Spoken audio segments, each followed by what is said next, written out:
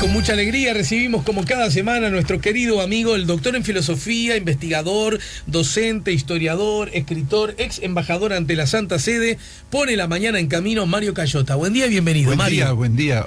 Hoy siempre vengo, estoy muy contento aquí en el programa. Pero hoy especialmente contento porque escuché tango, por fin. Tú sabes que en relación a la música tengo algunas anécdotas que resultan bastante escalofriantes. ¿De qué tipo? A ver. No, por ejemplo, que revelan mi falta de sintonía con la música, diríamos, llamémosle moderna, contemporánea, y que además evidencian que en ese punto, recalco, que en ese punto soy un gran conservador. Me acuerdo una vez cuando íbamos a la Pedrera, cuando con nuestra familia íbamos a la Pedrera, que me hablan de que venía un conjunto nuevo de jóvenes, muy bueno, y yo queriendo entrar en sintonía, ¿no? Digo, ¿y cómo se llama? No te va a gustar. Digo, no, pero no prejuzguen, porque me puede gustar, a lo mejor a mí los Beatles me gustan. Y otra vez recuerdo también, Alejandro, que en un acto multitudinario en el que me tocó hablar y después anunciar que venía un conjunto en ese momento famoso, ¿no?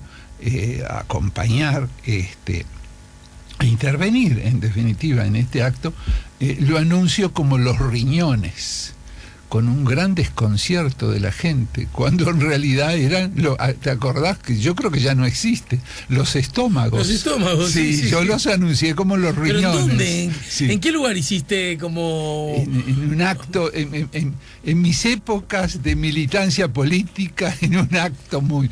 Pero qué gracioso que te hayan dado esa tarea a ti. No, en realidad a mí me tocó hablar sobre otro temas doctrinarios, sí, ya sé, que es mi especialidad. Y después entonces me pidieron para que no se perdiera entusiasmo, interés, quienes iban a intervenir en lo que después era el acto musical, una cosa que antes se acostumbraba hace muchos años. Presentaste los riñones en lugar de los estómagos. Y yo noté un desconcierto en el público, pero ¿qué no gustarán? ¿No les caerá bien? Así que imagínate, hoy desde casa ya te hubiera abrazado, escuchar tango, por fin. Al maestro Pugliese a 22 años de su muerte. Sí. Les cuento además que toda esta charla, es decir, las notas centrales, como así también nuestros columnistas, ustedes podrán escucharla nuevamente todas las veces que quieran en el canal YouTube La Mañana en Camino. Canal YouTube La Mañana en Camino, y también en nuestra página Facebook La Mañana en Camino. Así que ya saben que ese es un método para volver a escuchar la nota, que se perdieron, o para volver a escuchar aquella nota que por un motivo u otro les interesó. Repito, canal YouTube La Mañana en Camino, o nuestra página Facebook La Mañana en Camino. Mi querido Mario Cayota, la semana pasada, 18 de julio, jura de la Constitución, nuevo aniversario de la misma, estuvimos, Jaramos, dijo el mosquito, hablando sobre la Constitución, las características de esta y desde qué perspectiva este era un hito de carácter histórico, aunque vos insististe mucho en subrayar que era un hecho de carácter histórico, aunque, como dato objetivo, que creo que está fuera de discusión, que de alguna manera se apartaba de lo que podríamos llamar la premisa, el legado artiguista, ¿no es cierto? Exacto, sí, y ahí me gustaría hacer una aclaración. En relación al proyecto, los escuchas, me estoy refiriendo obviamente al proyecto artiguista, tanto geopolítico como social, ¿no? Geopolítico sabemos que implicaba la creación de una gran nación en el Cono Sur, donde no solamente estuviera lo que después fue la Argentina, sino que estuviera también el Paraguay y parte de Río Grande, la famosa cultura gaucha. Ahora, obviamente, y acá viene la aclaración, que los escuchas, en general, las personas, tanto uruguayas como no uruguayas, pueden pensar o que el proyecto era bueno o buenísimo o regular o malo. Eso es opinión de cada uno. Capaz que alguien dice mejor lo que salió después, y está en todo su derecho, ¿no? ¿Verdad? Ahora, lo que es incuestionable por la historia es que lo que surgió después no es el proyecto artiguista, lo que surgió después. Ahora, más allá de eso, bueno, hay una diversidad de opiniones muy grande. Y otra cosa que también, Alejandro, me gustaría aclarar. Yo insistí mucho, y creo que con fundamento, en cuanto a que, diríamos, la independencia de este Uruguay, en el que hoy vivimos y queremos, bueno, se debió a la intervención del Imperio Inglés.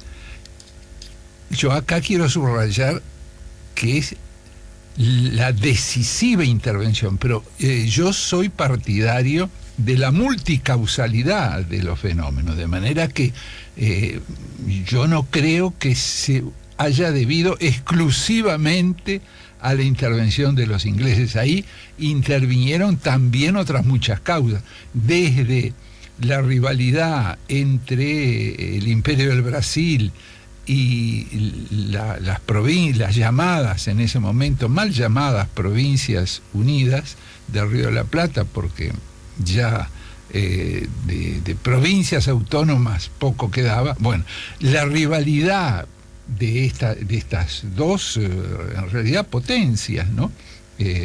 A nivel del Cono Sur. Decíamos, la rivalidad de estas dos potencias hacía que se miraran de reojo y que ninguna de las dos quisiera que la banda oriental perteneciera al Brasil o a lo que después fue la Argentina. Y también otra cosa que fuera de micrófonos tú me hacías ver, o diríamos así, me señalabas, que es también ese perfil propio que tenía el oriental. En ese momento no se llamaba Uruguay. Claro. Al día de hoy, por ley, todavía tenemos derecho a llamarnos orientales, ¿no? Yo durante mucho tiempo, cuando viajaba, me definía oriental, hasta que después eso me trajo algunos problemas, me imagino, migración, y entonces no tuve más remedio que llamarme uruguayo. Pero la ley permite llamarse tanto de una manera como de otra. Pero entonces, los orientales sin duda tenían un perfil propio, ¿no? Específico, ¿no? Que los distinguía claramente, ¿no? Incluso su propia rivalidad con Buenos Aires, con el puerto de Buenos Aires, rivalidad histórica, ¿eh? Cierto, se puede decir que los cordobeses también tenían un perfil propio, o que las provincias más al norte también, pero no se dieron las condiciones para entendido. ¿No, verdad? Entonces, yo creo que hay que tener en cuenta, porque en general nosotros, para simplificar, para poder acercarnos a la historia, muchas veces simplificamos y vamos al esquema, ¿no? Y en el esquema, en general, manejamos una o a lo sumo dos causas, y en la mayoría de los hechos históricos hay una multicausalidad de causas, de circunstancias que son las que generan el fenómeno. Pero bueno, ahora, Alejandro, como tú decías, me gustaría hablar de la Constitución en sí, porque en el martes pasado nos estuvimos refiriendo a lo que fue el proceso que culminó con la Constitución. Tanto hablamos de lo que pasó en agosto del 28, donde en realidad se inicia este proceso, y luego el canje, ¿no? El 4 de octubre, el canje en que las potencias, los países ajenos a la banda oriental nos declaran independientes, porque eso fue así. Ahora, ¿qué podemos decir de la Constitución de 1830? Con sus luces y sus sombras. Bueno, primero que es importante ver quiénes eran los constituyentes. Y ahí vamos a constatar que la mayoría, no todos, pero la mayoría respondían a un grupo, diríamos, que podríamos calificar de ajeno e incluso en algún caso hostil, ¿no verdad?, a lo que fue el proyecto artiguista, ¿no? Varios o muchos de los constituyentes fueron partidarios del imperio del Brasil, eran lo que se llamaba abrasilerados, ¿no? Sí. Fueron entusiastas defensores de la provincia cisplatina, sí, ¿no verdad? Y entre ellos, bueno, podemos citar a la mayoría de las calles de Pocitos, Francisco Muñoz, Juan Benito Blanco, Alejandro Chucarro, que incluso Chucarro fue al Congreso de la Cisplatina como diputado nuestro, el Congreso que se hizo cuando se independizó a su vez el imperio de Brasil del imperio portugués. También Juan Francisco Giró, algún amigo mío bastante ácido, bastante sarcástico, decía, es exagerado, yo a ver, que el nomenclátor de Pocitos realmente está integrado por los mayores traidores Artigas. Y, algo hay de cierto, no se puede ser tan radical. Seguramente estas personas asumieron esas actitudes porque creían que era lo mejor para la sociedad oriental de ese momento. Quizás también para sus intereses personales, ¿no? Pero aunaban las dos cosas.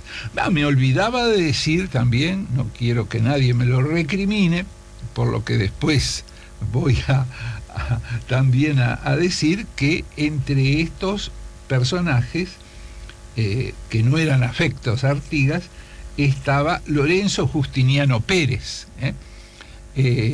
Lorenzo Justiniano Pérez, que en sus actitudes y en sus documentos manifiesta claramente una actitud muy crítica hacia Artigas, ¿no? Yo diría que hasta de hostilidad.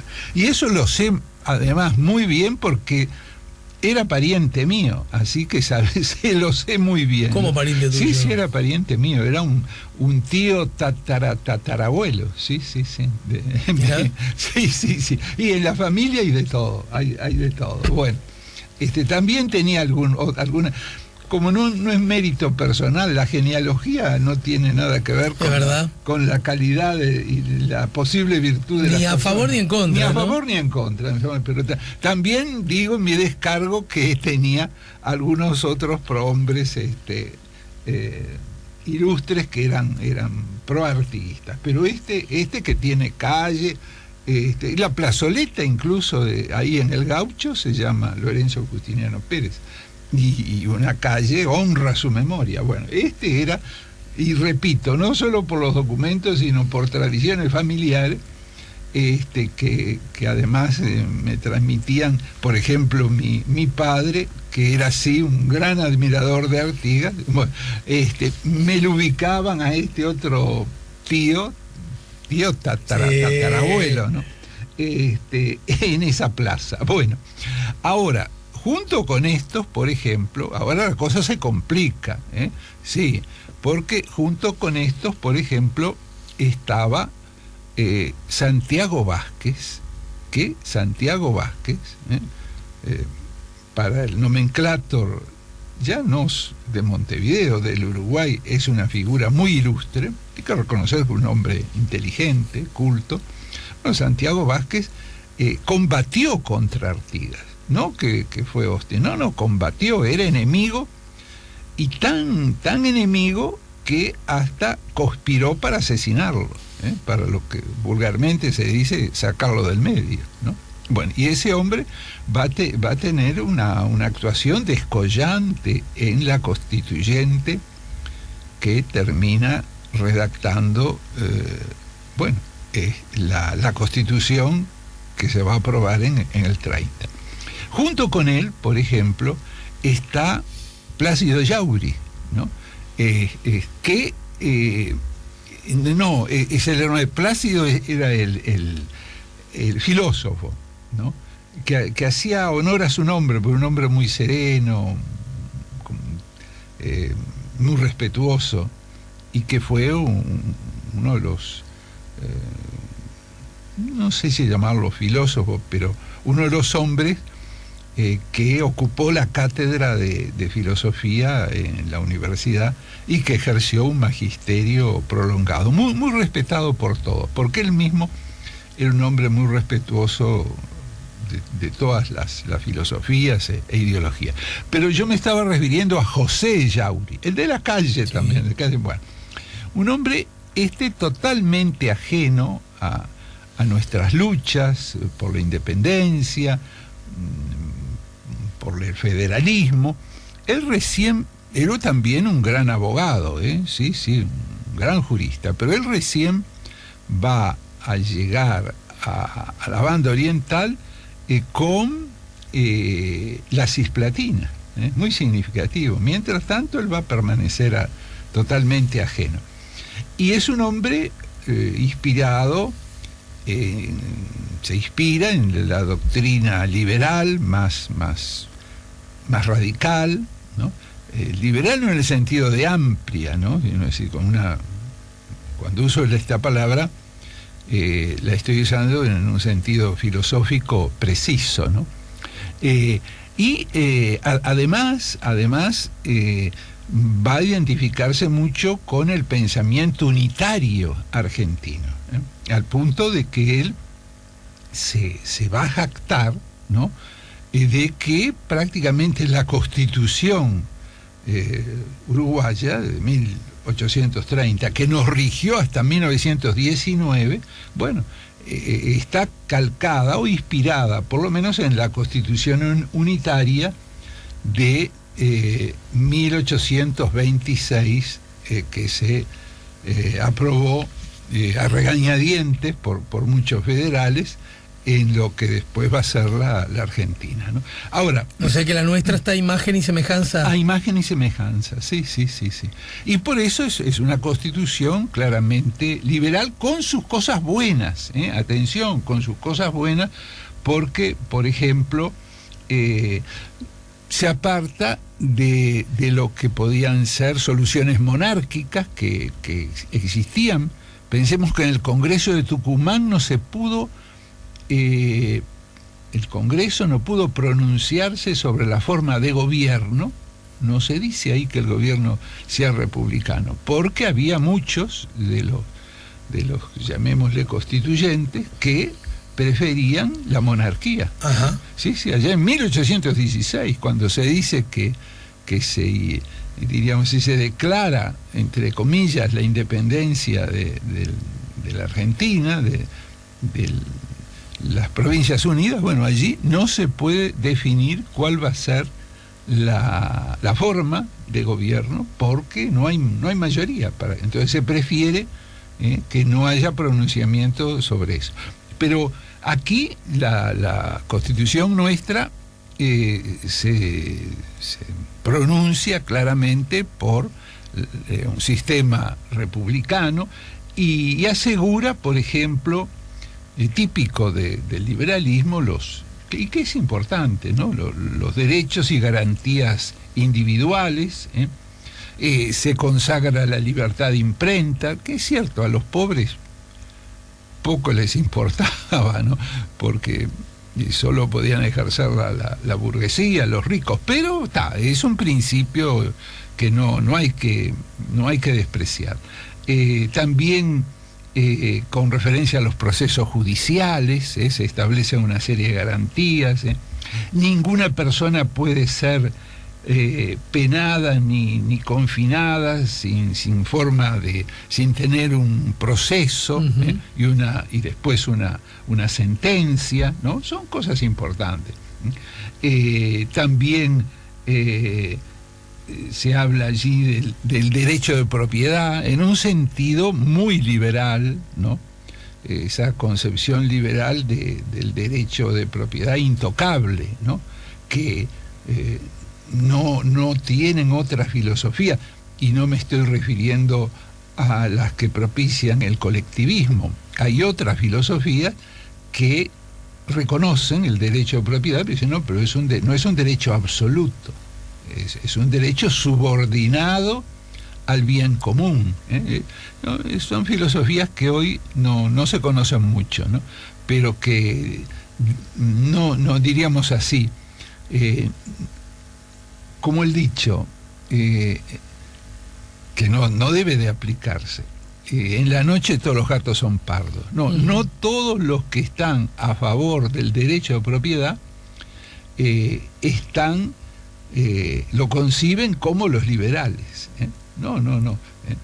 De hecho, Artigas, que nunca negó el derecho de propiedad frente a la propiedad de los grandes latifundistas, de los malos patriotas, bueno, va a tener una actitud, diríamos así, en que no considera que el derecho de propiedad es algo absoluto, intocable. Uh-huh.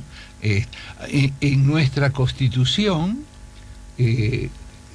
fruto de esta filosofía liberal, se establece que cualquier confiscación debe de ser antecedida de la debida, diríamos así, el previo pago, uh-huh, ¿no? Hay filosofías que no sostienen eso, ¿no? Que cuando el bien común urge y apremia, puede hacerse la expropiación sin llegar a esos requisitos. Bueno, ahora, es una constitución liberal en sus puntos. De esto lo digo desde mi concepción, ¿no?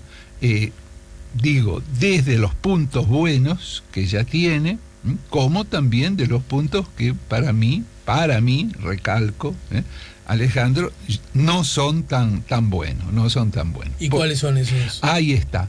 ¿Los vemos luego en la pausa? ¿Cómo no? Estamos Perfecto. poniendo La Mañana en Camino, estamos en el 98.7, estamos con Mario Cayota reflexionando acerca de la Constitución de 1830. Estamos poniendo La Mañana en Camino con Mario Cayota a propósito de la Constitución, luces y sombras, ¿no? Estamos hablando de la del 30. Sí, y ahora vienen las sombras. Dale. ¿No? Porque, por ejemplo, algo que puede decirse que fue una luz es la abolición de la esclavitud, pero es una luz esa media luz tenue, porque en realidad es lo que se solía conocer como la libertad de vientres, o sea, se declaraba libres a los hijos de los esclavos que nacieran, pero seguían los esclavos seguían.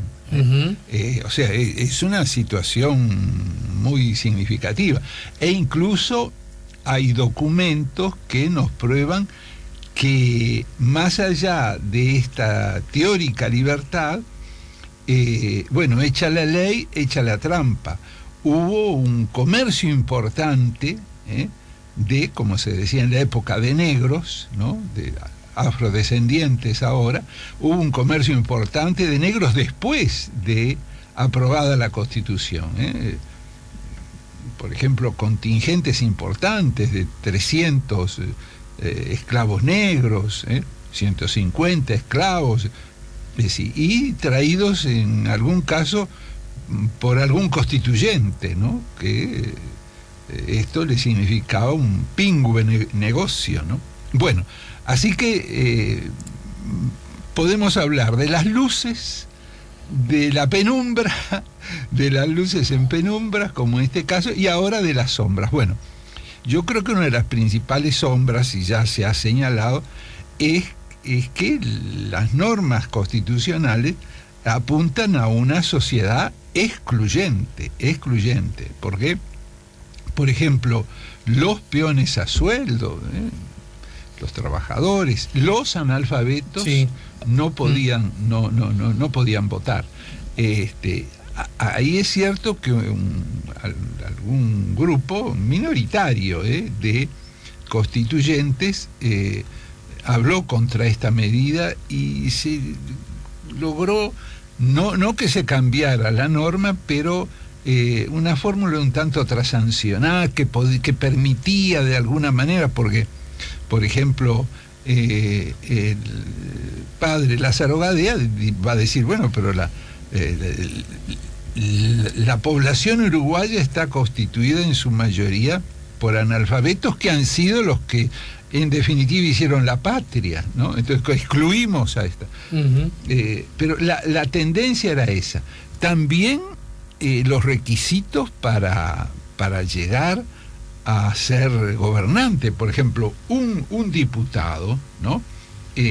Para ser elegido diputado se exigía tener un capital de 4.000 pesos, que en esa época mucho dinero. Era muchísimo dinero. Y si no se tenía, bueno, debía por lo menos de ejercer una profesión, se pensaba en la abogacía, ¿no?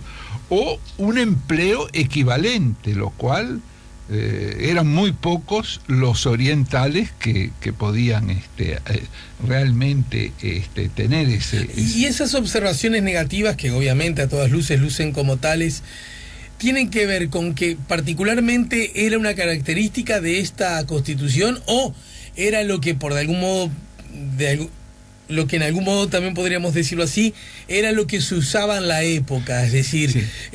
¿Acaso podría implantarse una Constitución con otras características? Sí, podía, pero hubiera sido una excepción.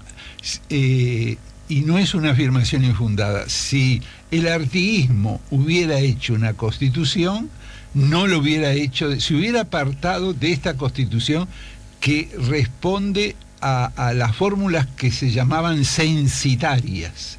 En el censo figuraban solo las personas acaudaladas. Y de ahí el nombre de constituciones censitarias. Sí. Y quienes podían votar y podían ser elegidos eran solo los que estaban en el censo. Sin embargo, y acá viene otro aspecto muy importante y decisivo para ver la diferencia entre la filosofía que inspiraba al artiguismo y a esta filosofía liberal, burguesa, ¿no? Términos técnicos lo digo. En los cabildos, yo he visto la firma de muchas personas, mejor dicho, he visto que varias personas autorizaban a otros a que firmaran en las actas, porque ellos no sabían. O sea, en los cabildos artiguistas, los analfabetos también podían ser elegidos y también podían votar. Ahí hay una diferencia muy significativa. Pero es cierto lo que tú señalás, lo que predominaba en la época era lo que se ha dado en llamar constituciones censitarias, donde solo, porque era fruto de una visión propia de la burguesía, ¿no, verdad? Solo podían decidir las personas ricas o ilustradas, o, cosa que no se daba siempre, que fueran las dos cosas, ¿no, verdad? Ahora, lo mismo para ser senador, y eso quedó en la tradición uruguaya. El senador era un hombre, además, que como no respondía, bueno, y ahora aún mismo hoy en las leyes electorales tiene representación nacional, no departamental. El diputado tiene representación departamental. El senador es elegido por toda la nación. Bueno, pero en una época ni siquiera era elegido por toda la nación, era elegido por grupos elitistas y se miraba con cierto, no me atrevo a decir si desprecio, ¿no? pero una actitud parecida a los diputados, que eran elegidos más directamente por el pueblo, ¿no? O sea, el senador ha quedado siempre como una figura aristocrática, ¿no? Y de alguna manera en nuestro inconsciente colectivo, diría nuestro amigo Álvaro Arcuri, bueno, todavía algo de eso queda, ¿no? El senador, y por eso acá en la Constitución de 1830 se le exigía todavía tener más dinero que el diputado. No hablemos del presidente de la República, ¿no? Por supuesto. Y además algo realmente muy grave, ¿no? Esta Constitución, ya había una ley anterior, pero le da carácter constitucional, y la ley anterior es de estos unitarios, de esta mayoría unitaria. Se suprimen los cabildos, que era una instancia altamente democrática, una tradición que venía de la colonia y que todavía el artiguismo democratiza aún más, abre mucho más el cabildo al pueblo, y sin embargo se suprime, ¿no? Es muy grave esto. Y además hay una serie de cargos que son designados, cargos muy importantes, que son fruto de la voluntad del presidente de la República. No existe el intendente, existía el jefe político, y que el jefe político era intendente, era jefe de policía y jefe de la región militar. Era un sátrapa, al estilo de los gobernadores persas, porque siempre se nos pone el ejemplo de los señores feudales y no tiene nada que ver, ¿no? Porque los señores feudales estaban trabados por muchas normas, ¿no? Hay que estudiar a fondo la Edad Media. Bueno, pero es un lugar común. Pero dejemos la Edad Media. Vayamos al Uruguay. Fíjate tú, por ejemplo, vamos a aterrizar esto. ¿Quién era en Tacuarembó jefe político todopoderoso? Según las crónicas, según nos lo dicen todos, tenía un poder absoluto en lo que es el departamento de Tacuarembó. Bueno, nada menos que el presunto, yo para mí le saco lo de presunto, pero como sé que hay discusiones, sí, es Cayola. Claro, es Cayola, el presunto padre de Gardel, que podía hacer lo que hizo porque era justamente el jefe político designado por el presidente de la República, que en su momento fue nada menos que Santos. O sea, personas con mucho poder. Con muchísimo poder, porque no solamente lo tenían antes de su nombramiento, sino que acumulaban a su poder anterior, bueno, el que le daba la Constitución. Pensemos finalmente que el Uruguay se iba a llamar Estado de Montevideo. Yauri propone, y así lo iban a aceptar todos los constituyentes, que se llamara el Uruguay Estado de Montevideo. ¿Y quién es el que se opone a eso?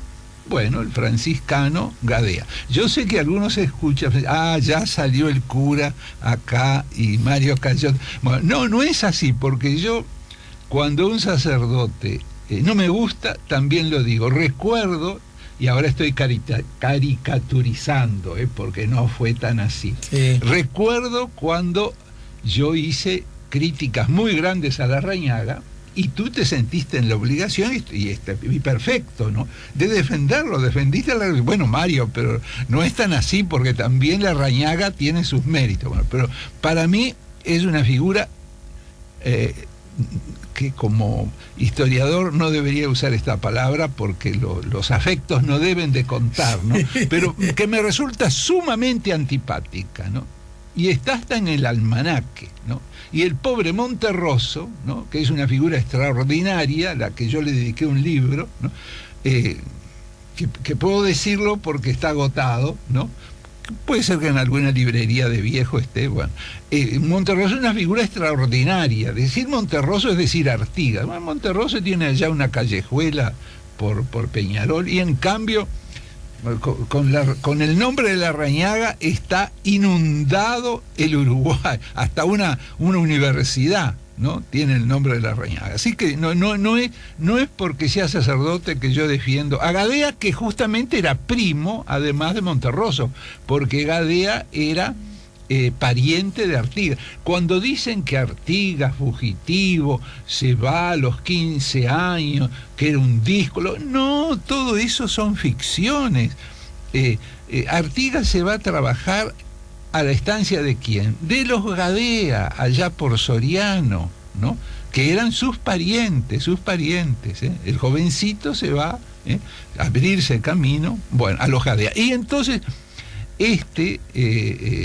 Gadea, ¿no?, el cura Gadea, hablaba mucho, hacía unos discursos así que eran, sí, y entonces yo no sé si fue por los argumentos que dio o porque los cansó, porque Pereira, el de la calle, también lo dice no es una especulación mía, Alejandro, dice, no lo queríamos escuchar más, ¿no?, a Gadea, que también fue un pedagogo ilustre, estuvo muy vinculado a las primeras experiencias, ¿no?, que se llevaron a cabo aquí en el Uruguay. Pero entonces, fíjense los escuchas, que si estaríamos olvidados de la tradición artiguista, que se le quería poner de nombre, una concesión centralista, unitaria, a Uruguay se le quería poner el nombre de Montevideo, que Gadea dice, no, pero ¿y los orientales?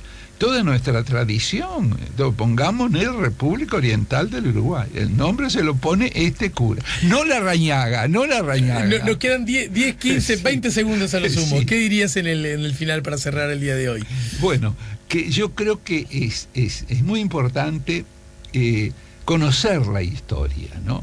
Y aquello que decía Ortega y Gasset, y que me gusta mucho, que a la verdad se llega a través de una suma de perspectivas. Yo sé que hay otros que tienen otras perspectivas, ¿no?, pero yo creo que es importante tener en cuenta esta que he querido compartir contigo y con los oyentes, para que después los escuchas saquen sus propias conclusiones, ¿no?, pero darles elementos. Muy bien, Mario, te agradezco mucho, como siempre. Te invito a que nos reencontremos la semana próxima acá en el 98.7 con otro tema que ya veremos cuál podrá ser. Entonces, yo te agradezco, Alejandro, que pueda hablar de lo que no se habla, de lo que habitualmente no se habla. Es una de las características de tu programa. Bueno, fenómeno. Bueno, te dejo un abrazo grande y te invito a que te sumes en el final a preguntarnos cómo está el tiempo.